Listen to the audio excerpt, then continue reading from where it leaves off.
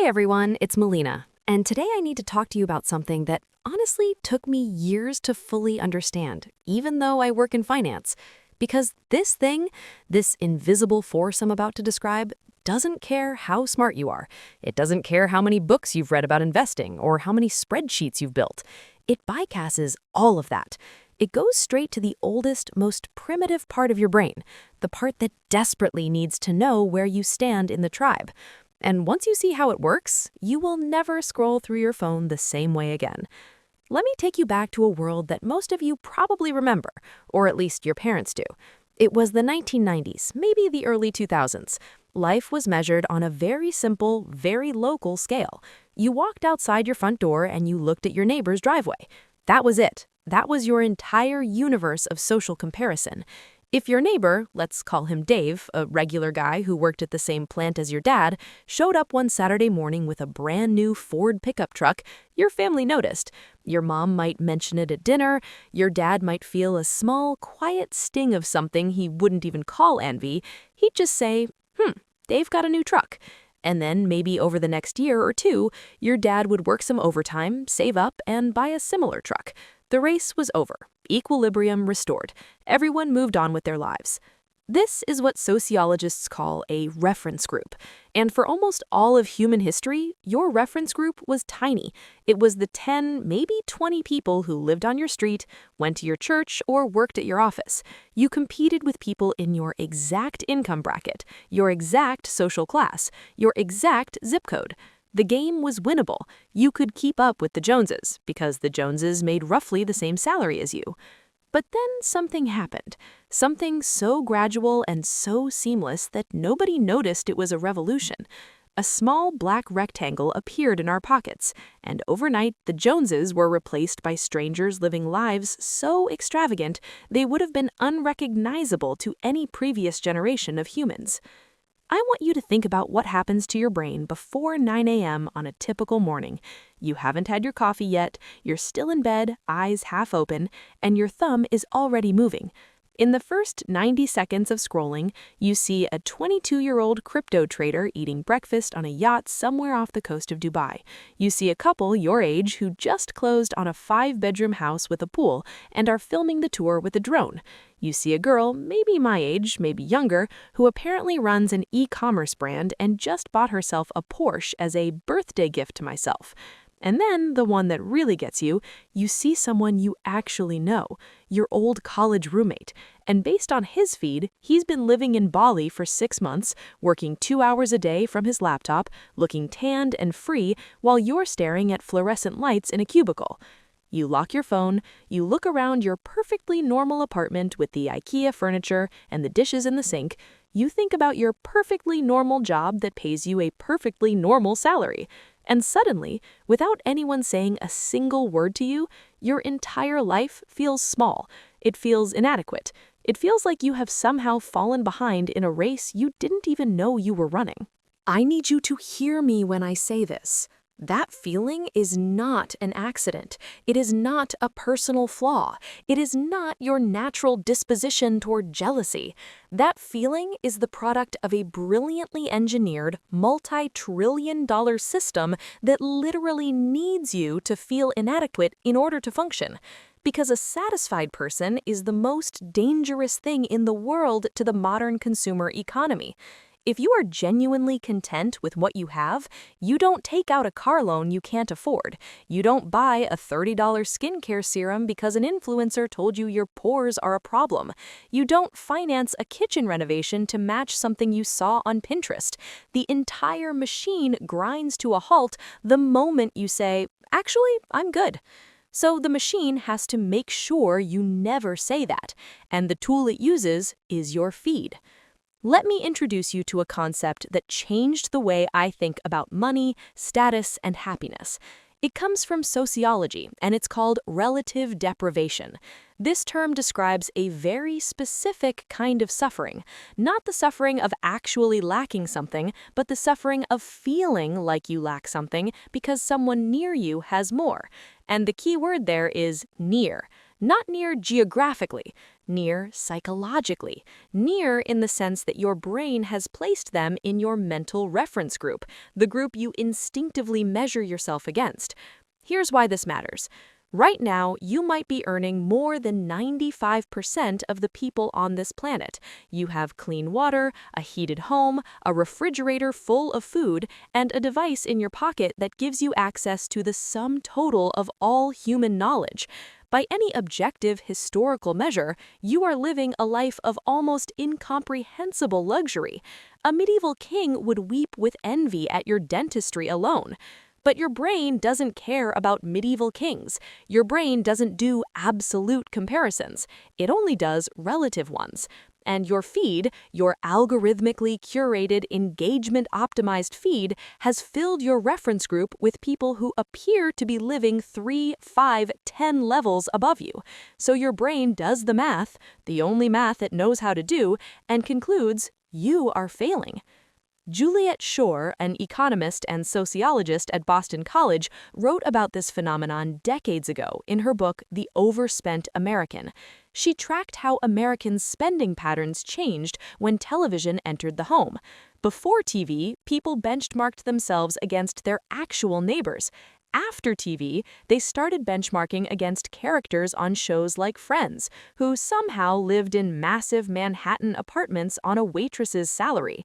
Schor proved that for every hour of television watched per week, Americans spent an additional $200 per year on consumer goods, not because the ads told them to, but because the shows recalibrated their sense of what a normal life looks like. Now, multiply that effect by 1,000, because Instagram and TikTok didn't just put aspirational lifestyles on a screen you watch for an hour in the evening. They put it in your hand 24 hours a day. They made it personal. They made it interactive. And most importantly, they made it algorithmic. Here's something most people don't understand about how recommendation algorithms work. They are not designed to show you what's true. They are not designed to show you what's healthy. They are designed with surgical precision to show you what will keep you scrolling. And what keeps you scrolling is content that triggers strong emotional reactions. Envy is one of the strongest emotional reactions a human being can have. So the algorithm learns very quickly that showing you people who are slightly richer, slightly more attractive, and slightly more successful than you is the most reliable way to keep your thumb moving. It is feeding you a custom-built stream of inadequacy, tailored specifically to your insecurities 24 hours a day. And if that isn't disturbing enough, the algorithm has a partner in this operation. Let me introduce you to the hedonic treadmill. The hedonic treadmill is one of the most important concepts in behavioral economics, and it explains why the vast majority of purchases fail to make us happier for more than a few days. Here is how it works. You buy something, let's say a new pair of designer sneakers. The moment you click purchase, your brain releases a hit of dopamine. You feel a rush. You feel like your life just leveled up. But within 2 weeks, sometimes less, your brain fully adapts to the new baseline. The sneakers are no longer new. They are just your shoes. The happiness boost has completely evaporated, and you are back to exactly where you started, except now you are $300 poorer. To get that feeling again, you need to buy something else, something bigger, something more expensive. This is the treadmill. You are running, and the scenery never changes. And influencers, whether they know it or not, serve as the personal trainers on this treadmill. Their job is to constantly increase the speed. They normalize levels of consumption that would have been considered obscene a generation ago. A $3,000 handbag is presented not as an outrageous luxury, but as a wardrobe staple. A $500 dinner is not a rare splurge, it's a Tuesday vibe. They compress an entire month of highlight moments into a 60-second reel and present it as a regular day. And your brain, which evolved in small tribes on the African savanna and has absolutely no defense mechanism against this kind of information assault, takes it at face value. It sees, it believes, and it calculates your relative position accordingly. But here's the part that makes me genuinely angry, and the reason I wanted to make this video. You are not even comparing yourself to reality. You're comparing yourself to a fabrication. Let me show you the math behind the illusion. If you spend any time in corners of the internet dedicated to pulling back the curtain, places like the subreddit called Instagram Reality, you start to see a very different picture. There is an entire shadow economy built around faking wealth. In Los Angeles, there are photography studios designed to look exactly like the interior of a private jet. Leather seats, oval windows, champagne glasses. You can rent one for $64 an hour. In Dubai, there are services that will let you pose with a Lamborghini for 15 minutes, just long enough to shoot content for the next month. Empty designer shopping bags from brands like Chanel and Dior are sold in bulk on eBay, sometimes for $5 or $6 each. People buy them, fill them with tissue paper, and photograph themselves coming home from a shopping spree. I'm not making this up. This is a documented, thriving industry, and the people who participate in it are not necessarily trying to scam anyone. Many of them are trapped in the same cycle. They are aspiring influencers who have been told that in order to attract brand deals, they need to look like they already have brand deals. So they spend their actual money, sometimes going into real debt, to fabricate an image of wealth that doesn't exist. And then you see that image and you feel bad about your real life, and you spend your real money trying to close a gap between yourself and a hologram. This is the critical thing I need you to understand. When you see an influencer living a luxury lifestyle, you are not seeing their life. You are seeing their job. Their content is not a documentary, it is a commercial. Every casually placed product, every "oh my god, I just discovered this amazing brand" moment, every apartment tour and outfit of the day is a carefully constructed sales pitch. And the product they are selling is not the thing they are holding. The product they are selling is your dissatisfaction with yourself, because dissatisfaction is what drives you to click the affiliate link. And they get away with it because of one of the most powerful psychological phenomena of the internet age: parasocial relationships. A parasocial relationship is a one-sided emotional bond that forms when you follow someone's life over a long period of time. You watch their stories, you learn the name of their dog, you know what they order at Starbucks. You were there when they went through their breakup. Your brain, which evolved to track social bonds in groups of about 150 people, genuinely begins to categorize this person as a friend. Not a celebrity, not a stranger, a friend. And when a friend recommends something, your guard drops. You would never trust a random billboard on the highway telling you to buy a vitamin supplement. But when someone you've known for 3 years tells you this supplement changed their life, you add it to your cart without a second thought. That recommendation was worth between $5,000 and $50,000 to the brand that paid for it, and you paid for it with your trust. Let me be very clear about something. I am not saying every single content creator is a con artist. Some people genuinely share their lives and happen to have good taste. But the system itself, the economic structure of influencer marketing, is designed to weaponize your sense of inadequacy. The influencer gets paid when you feel like you're not enough. The platform gets paid when you keep scrolling. The brand gets paid when you buy the thing you didn't need. You are the only one in this equation who loses. Now, let's talk about what this actually costs you in real, hard, compounding dollars. Let me introduce you to a term that Wall Street whispers about, but nobody talks about publicly: the Henry. Henry stands for high earner, not rich yet. These are people making $100,000, $150,000, sometimes $200,000 a year who are functionally broke. Not broke in the sense that they can't pay their bills. Broke in the sense that if they lost their job tomorrow, they would be in serious financial trouble within 2 months. They have almost no savings, they have almost no investments. Their entire enormous salary is consumed by what I call the status tax. The status tax is the most expensive tax in America, and it is completely voluntary. It is the premium you pay, above and beyond what you actually need to signal to other people that you are successful. It is the difference between a car that gets you from point A to point B reliably and a car that makes your coworkers look twice in the parking lot. It is the difference between a wedding that celebrates your love and a wedding that performs your love for an Instagram audience. It is the difference between a home that fits your family comfortably and a home that impresses your parents' friends. Let me give you a specific example, because I think the math here is genuinely shocking. Imagine two women. Let's call them Sarah and Lauren. Both are 30 years old. Both earn $85,000 a year.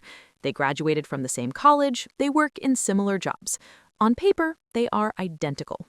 Sarah feels the pull of the algorithm. She sees her feed full of luxury SUVs and decides her old Civic is embarrassing. She trades it in for a new BMW X3. Her monthly payment is now $780. Add in higher insurance premiums and premium gasoline, and she's spending roughly $1,000 a month on her car. She also, subtly and gradually, begins upgrading other areas of her life to match the BMW, because that's how lifestyle creep works. It's not one decision, it's a cascade. The car demands a nicer apartment, which demands nicer furniture, which demands nicer clothes, which demands more expensive restaurants, because you can't park a BMW outside a Denny's, can you? Lauren ignores the feed. She keeps her paid-off Honda Civic, which runs perfectly fine. It's boring, it doesn't photograph well, nobody has ever complimented it. She takes that same $1,000 a month and puts it into a low-cost S&P 500 index fund. In 10 years, Sarah has a car that is worth maybe $15,000 and depreciating every single day. She has probably rolled the remaining negative equity into a new lease at least once.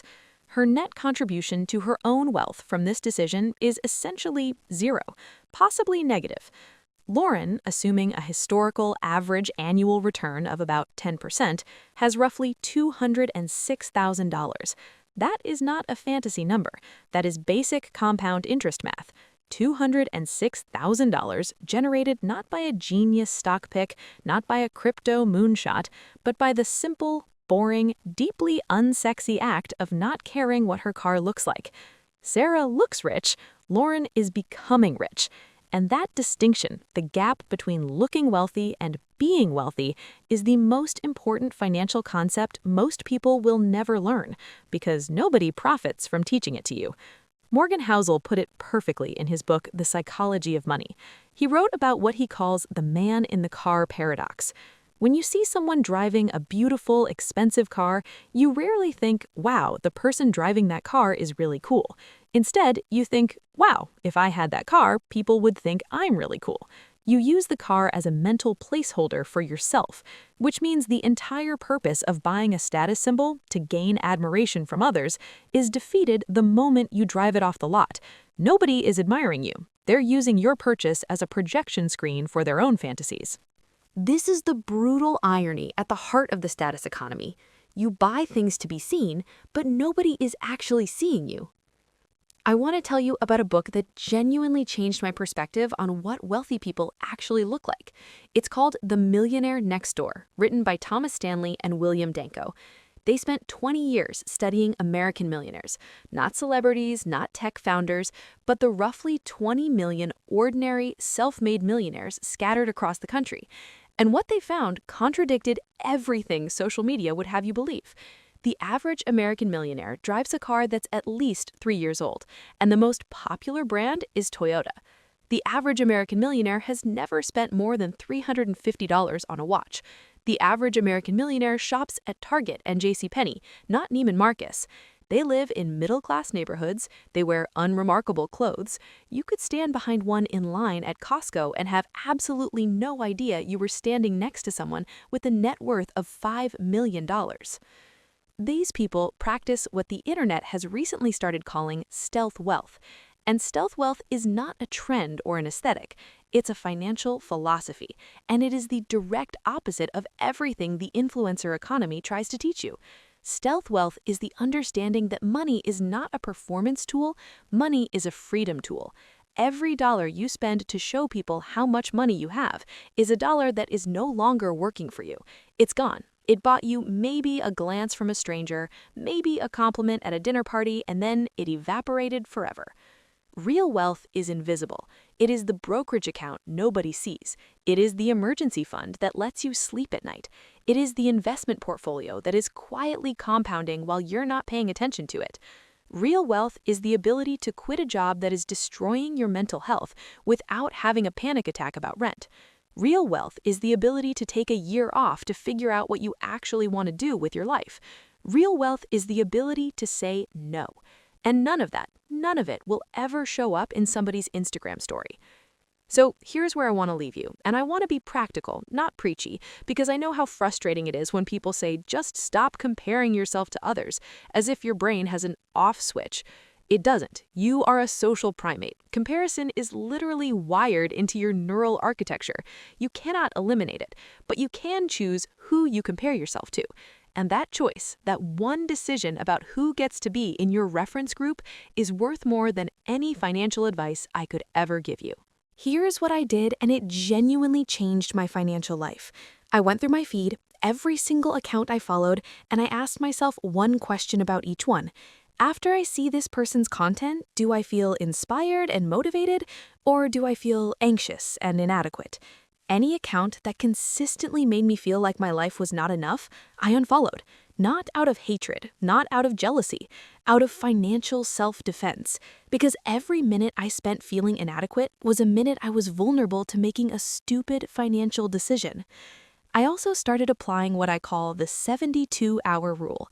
Any purchase over $200 that is motivated by a desire to match something I saw online, I force myself to wait 72 hours before buying. Not to torture myself, but because I learned that the urgency, that feeling of I need this right now, is almost always artificial. It was manufactured. It was planted in my brain by an algorithm. And 72 hours is usually enough time for it to die on its own. And finally, I started tracking what I call my invisible net worth with the same obsession that other people track their follower count. Every month, I update a simple spreadsheet, my savings, my investments, my debt-to-income ratio. Watching those numbers move in the right direction gives me a deeper sense of accomplishment than any purchase ever has, because those numbers represent something real, something permanent, something no algorithm can take away from me. The average American sees between 6,000 and 10,000 advertisements per day. That's not a typo. Every single one of those ads is a tiny voice whispering that you are not enough, that your skin is not clear enough, your car is not new enough, your apartment is not big enough, your life is not exciting enough. And the influencers in your feed, whether they intend to or not, amplify that whisper into a scream. You have a choice. You can keep running on the treadmill, chasing a version of success that was designed by marketers to be permanently out of reach. Or you can step off, look around at the life you actually have, and start building real, quiet, boring, invisible, life-changing wealth. The people who look the richest are rarely the people who are the richest, and the people who are the richest got that way by ignoring the people who look the richest. Read that again if you need to. I'm Elena. Thank you for watching, and the next time you pick up your phone and feel that familiar sting of not being enough, I want you to remember this. You're not behind. You were never behind. The finish line was fake. It always was.